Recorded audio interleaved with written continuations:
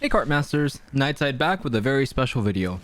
I was recently invited to a preview event for several Capcom games which included a nearly completed build of Monster Hunter Wilds. All the footage you're about to see is taken from my time at the event and was captured directly by me. I'm going to quickly go over some of the things I got to experience during my hands-on time with Wilds and end off with my final thoughts about the game. Now before I do, let's go over a couple of things. First off, this is not the final version of the game. While we got to play what was mostly finished, the Monster Hunter devs are working as hard as possible to make sure that the game is as optimized as it possibly can be come launch time. While my experience playing the game was basically flawless, I'm sure that optimizations across all platforms will be implemented come final launch. That said, if you game on PC, this is your friendly reminder to run the free benchmark tool for Wilds on Steam. This will give you a good idea as to whether or not your PC will be able to run the game. Second, footage was taken in resolution mode on a slim PS5. We had the option to choose frame rate mode, but I chose resolution to preserve the quality of the footage. Also, we were not allowed to make any direct comparisons between the two as the game version we played was not final. However, I did manage to try out a little bit of frame rate mode, and for something that's not final, I have to say it looked really good.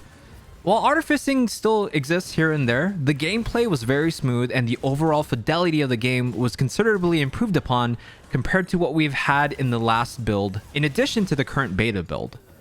Third, this video will be as spoiler-free as much as possible. While obviously seeing monsters that are in the game counts as being a spoiler, their order and how they appear in the story will be completely omitted.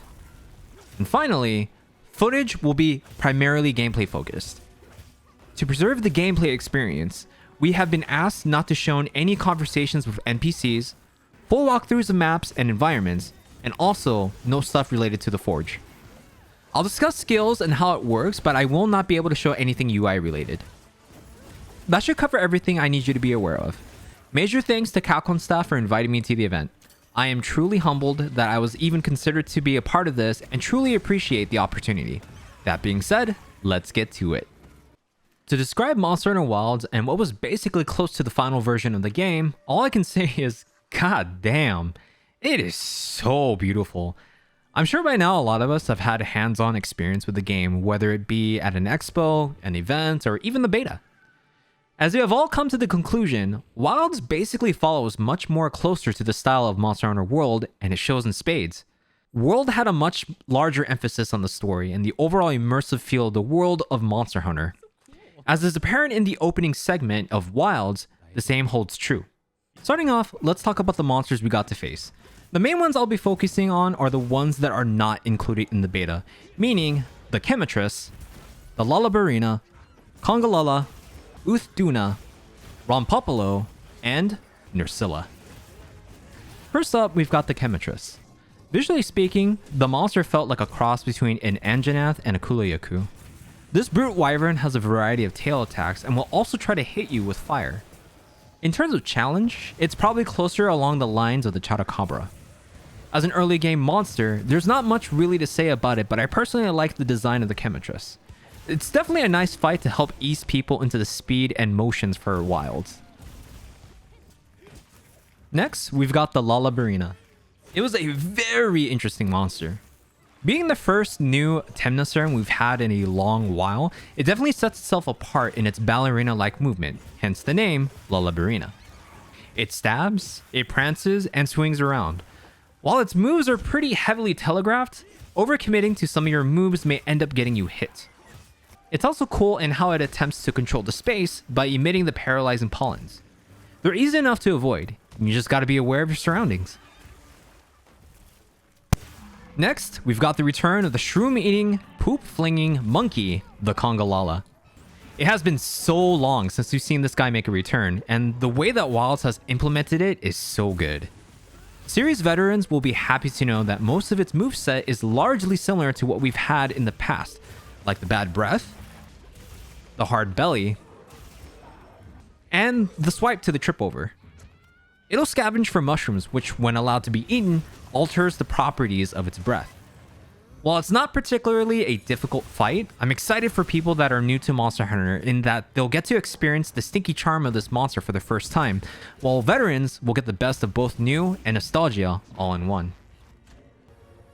Next up, we've got the Leviathan Duna. Though we've seen some gameplay already from Capcom, as someone that has personally fought against it, let me just start off by saying this monster will definitely be a wall for a good chunk of people. For starters, it is ginormous, which means that a lot of its attacks can be hard to dodge against. Adding to the difficulty, you also have to deal with the water veil as it covers a good chunk of its body. As my game time was limited, I couldn't exactly go and grind for extra stuff, so anytime I took damage, it bit off a chunk of my health. That said, I really enjoyed the fight, and I can't wait to hunt it more come full release. Next up, we've got the Rumpopolo, a toxic brute wyvern. It sprays toxic gas and injects said gas into the ground, which proceeds to ignite and blow up. Though you have time to avoid the gas explosions, it surprisingly covers quite a bit of area. One of the things that I love about this monster is just how unique it looks and attacks. It gets puffy when inflated with gas, has very insect-like features, and has some pretty unique attacks. Last, but certainly not least, we have another returning monster, the Nerscylla. It's been a long time since I fought against my last Nerscylla, but I definitely recognize certain movements, like how the Nerscylla will swing from the ceiling, and also zip with webbing to try and tackle you. I don't remember if it originally had this in 4 Ultimate, but Nerscylla can even spawn adds in Wilds. I forgot to ask the devs during my time, but I wonder just how much its appearance will change with Arachnophobia mode, provided that it's actually included as a part of that. Needless to say, I'm sure Nerscylla will pose as a pretty good challenge for many. Unfortunately, we were unable to fight against the Ajarikon, but as you may have noticed in the footage, it was definitely there, staring at me, menacingly. Overall, each monster was fun to fight. While some are easier than others, the design of each, including returning monsters, were all done really well. I think it's also safe to say that the roster of monsters that have been revealed up until this point has been a very good mix. In addition to wyverns, getting leviathans and temnocerans, or I guess that's the term for the spiders in Monster Hunter, is super awesome. Next, I'd like to speak about some of the gameplay features. First up is hit stop.